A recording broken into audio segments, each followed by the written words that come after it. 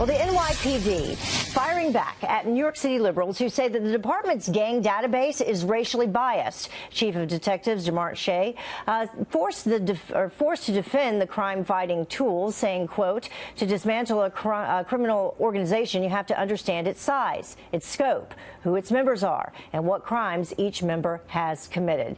And joining me now to react is former NYPD officer Dr. Darren Porcher. Thank you very much for joining us. Me, appreciate it this morning. Always a pleasure. So, first of all, explain to us what this gang database is. What the gang database is, it's a comprehensive overview of different members of gangs throughout the course of New York City that have been arrested. So what they have is the backgrounds, modus operandi in how people commit these particular crimes. So I give you an example. Let's say if someone was to approach someone from the rear and rob them, so to speak, and then they were to flee, and that person had an semblance of gang paraphernalia. What they'll do is the NYPD would now look into the database for who's committed these types of similar acts, and then that's where we give them the first foot forward in conducting an investigation. Okay, so the accusation is that it's racially biased, but it's not just, I mean, someone doesn't become a member of this database just based on their race?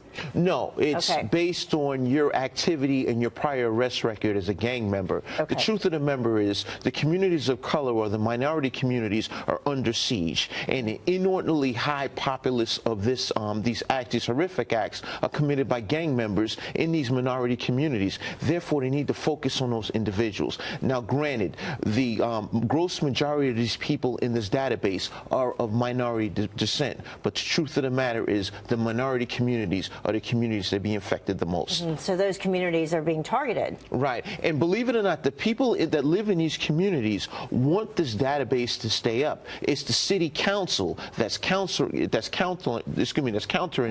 And ultimately, I think it's just a series of hyperbole that's being enacted by the city council members just for electoral votes moving forward. But the truth of the matter is the people in these communities want the eradication of gang members in the community. So people who are government leaders who do not even live in these communities don't know what people in these communities actually want, which, according to you, they want these gang databases to help clean up their communities, but they're out there, you know, speaking out against them, but you say it's because of political gain. Absolutely. It's the political association with the belief that they will gain more voters. But moving forward, you have to keep in mind that it's these people in these communities that want the eradication of groups such as Bloods, Crips, MS-13s,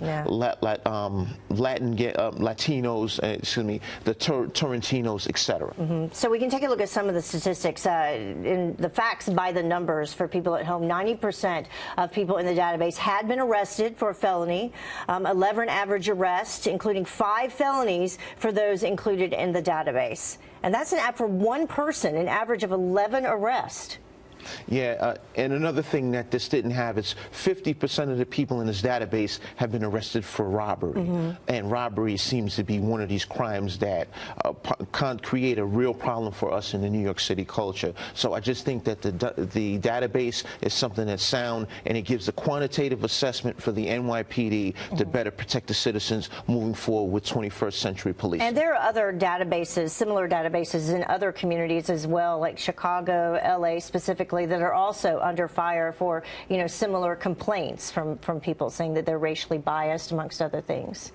Yeah, absolutely, but we have to take in consideration the primary focus is protecting the citizens of this metropolis in New York City, and other, like as you mentioned, other police departments have similar databases to protect the citizens that they serve. And this is just something moving forward that is the best quantitative assessment that any police department can use to target those individuals that commit these horrific acts. And it seems like it would be beneficial to also have cross-reference availability amongst the gang databases as well from different areas. Right. Well, I mean, a partnership in law enforcement is always the best thing. And this is something where the federal government moves in, and I have to commend President Trump, and he's someone that's touted this partnership between federal and local law enforcement. And as you mentioned, this is something that's going to move us forward to produce more precipitous drops in crime. Yeah, well said. All right. Thank you so much for joining us. Always great to have you with us. Always Appreciate a pleasure. it.